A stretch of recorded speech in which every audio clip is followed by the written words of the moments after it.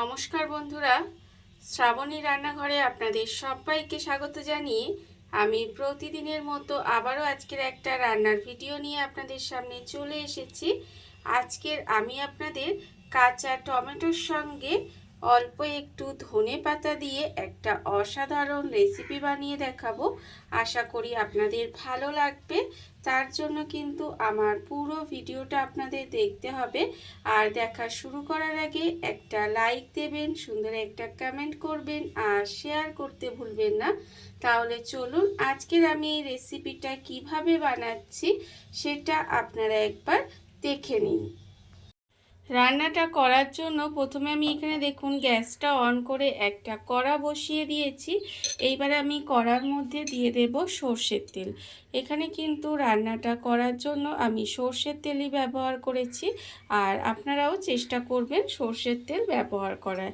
তাতে কি হয়, রান্নাটা খেতে বেশি ভালো লাগে। দেখুন এখানে আমি তেলটা দিয়ে দিয়েছি কড়ার মধ্যে। এইবারে তেলটাকে প্রথমে খুব ভালোভাবে গরম করে নেব। তেলটা কিন্তু প্রথমে খুব ভালোভাবে গরম করে নিতে হবে। আর আমি প্রতিদিনের মতো আপনাদের একটা কথাই বলবো যে প্লিজ আমার ভিডিওটা আপনারা টেনে টেনে দেখবেন না, পুরো ভিডিওটা দেখুন। আশা করি আপনাদের ভালো লাগবে। দেখুন এখানে কিন্তু আপনাদের সাথে কথা বলতে বলতে তেল আমার গরম হয়ে গেছে। এইবার আমি এর মধ্যে দিয়ে দিলাম কয়েকটা ছোট ছোট বিউলির ডালের বড়ি। সেই বড়িটা দিয়ে বড়িটা কিন্তু এখানে প্রথমে ভেজে নেব। বড়িটা কিন্তু এখানে সুন্দর করে লাল করে ভেজে নিতে হবে। আর এমন করে আপনারা বড়িটা ভাজবেন যাতে বড়িটা সুন্দর করে লাল করে ভাজা হয়ে যায় অথচ পুড়ে না যায়। এইভাবে কিন্তু বড়িটা ভেজে নিতে হবে। দেখুন আমি কিন্তু এইভাবেই বড়িটা ভেজে নিচ্ছি। বড়িটা আমার এখানে লাল করে ভাজা হয়ে গেছে। বড়িটা আমি এখানে লাল করে ভেজে নিয়েছি। এইবারে আমি বড়িটাকে আলাদা করে তুলে রেখে দেব। বড়িটা কিন্তু আলাদা করে তুলে রেখে দিতে হবে। বড়িগুলো আমি আলাদা করে তুলে রেখে দিয়েছি। এবার এই তেলের মধ্যেই রান্নাটা করব। তার জন্য প্রথমে দিয়ে দিচ্ছি দেখুন একটা শুকনো লঙ্কা। একটা শুকনো লঙ্কা তেলের মধ্যে দিয়ে আমি একটু নেড়ে চেড়ে শুকনো লঙ্কাটাকে প্রথমে ভেজে নেব। শুকনো লঙ্কাটা কিন্তু প্রথমে একটু সময় এইভাবে একটু নেড়ে চেড়ে ভেজে নিতে হবে। আর যখন দেখবেন একটু ভাজা হয়ে গেছে তখন আমি এর মধ্যে দিয়ে দেব অল্প সামান্য একটু কালো জিরে ফোড়ন দিচ্ছি। কালো জিরে ফোড়ন দিয়ে ফোড়নটাকেও কিন্তু আবারও একটু ভালো করে ভেজে নিতে হবে। আর যখন দেখবেন ফোড়নটা সুন্দর করে ভাজা হয়ে গেছে তখন আমি এখানে দিয়ে দেব কাঁচা টমেটো। এখানে কিন্তু আমি কাঁচা টমেটোগুলো এইভাবে একটু লম্বা লম্বা করে কেটে রেখেছি। সেই টমেটোগুলো কিন্তু এবার এর মধ্যে দিয়ে দিলাম। দিয়ে এবার টমেটোটা কিন্তু একটু তেলের মধ্যে নাড়াচাড়া করে ভেজে নেব। এইভাবে কিন্তু একটু তেলের মধ্যে টমেটোটা নেড়ে চেড়ে রান্না করে নিতে হবে। আর আমার চ্যানেলের নতুন বন্ধু পুরনো বন্ধু সবাইকেই বলছি আমার তরফ থেকে অনেক অনেক ভালোবাসা।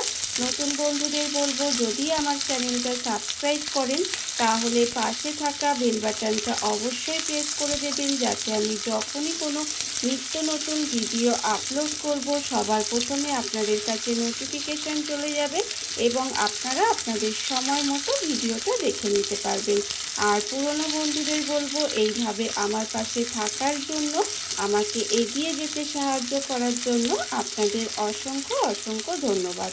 দেখুন টমেটোটা কিন্তু আমি একটু নেড়ে চেড়ে রান্না করে নিয়েছি। এবারে গ্যাসটাকে একেবারে লোতে দিয়ে দেব। দিয়ে এইভাবে একটু ঢাকা দিয়ে টমেটোটা একটু রান্না হতে দেব।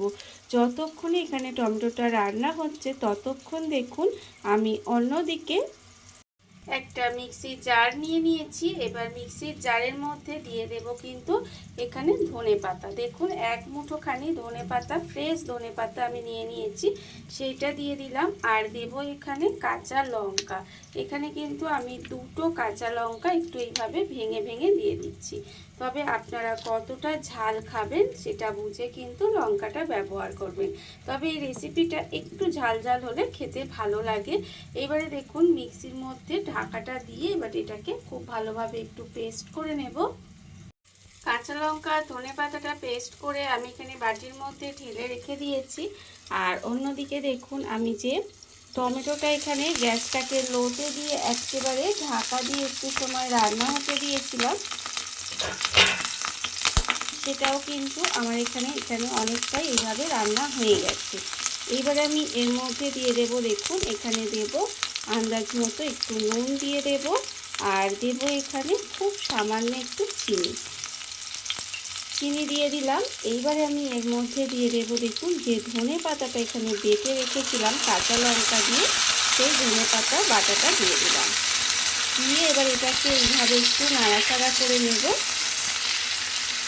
নাড়াচাড়া করে নিয়ে কিন্তু এটাকে আরেকটু ঢাকা দিয়ে রান্না হতে দেব। আর এটা যতক্ষণ এইভাবে রান্না হতে দিচ্ছি ততক্ষণে কিন্তু এর মধ্যে দেখুন এই যে বড়িটা আমি ভেজে রেখেছিলাম, সেই ভাজা বড়িটাও কিন্তু এর মধ্যে দিয়ে দেব।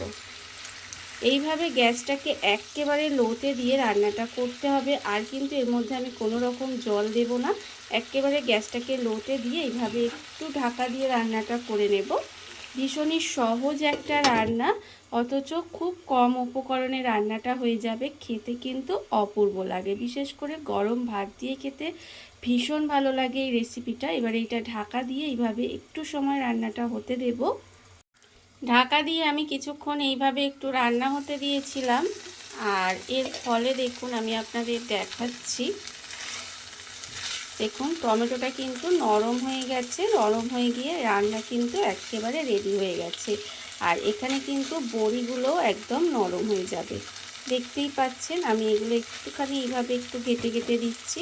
এটা কিন্তু খেতে ভীষণ ভালো লাগে, বিশেষ করে গরম ভাতের সঙ্গে তো খেতে ভীষণ ভালো লাগে। যখন দেখবেন রান্না করতে ইচ্ছা করছে না বা রান্না করতে ভালো লাগছে না, তখন কিন্তু এই রেসিপিগুলো আপনারা বানিয়ে, বা মুখে রুচি নেই খেতে ইচ্ছা করছে না, তখন কিন্তু এই রেসিপিটা বানিয়ে দেখতে পারেন। এটা দিয়েই আপনারা অনেকটা ভাত খেয়ে নিতে পারবেন। দেখুন খুব কম উপকরণে খুব তাড়াতাড়ি রান্নাটা হয়ে যায়, আর খেতেও তো ভীষণ ভালো লাগে। রান্না আমার এখানে রেডি হয়ে গেছে। এইবারে আমি আপনাদের সামনে গ্যাসটা অফ করে দেব আর পরিবেশন করে দেখাবো ঠিক কেমন হলো। দেখুন বন্ধুরা, বাড়িতে থাকা কত অল্প উপকরণে, কত অল্প সময়, কত সুন্দর একটা কাঁচা টমেটোর সঙ্গে ধনেপাতা দিয়ে একটা অসাধারণ রেসিপি তৈরি হয়ে গেছে, আপনারা দেখতেই পেলেন। আর এটা কিন্তু খেতে ভীষণ সুন্দর হয়। এইভাবে আপনারাও একবার হলেও বাড়িতে বানিয়ে দেখতে পারেন। আর এই ভিডিওটা যদি আপনাদের ভালো লেগে থাকে, আপনারা আমার চ্যানেলটা সাবস্ক্রাইব করে এইভাবে আমার পাশে থেকে যেতে পারেন। তাহলে চলুন আজকের ভিডিওটা এই পর্যন্তই। নমস্কার।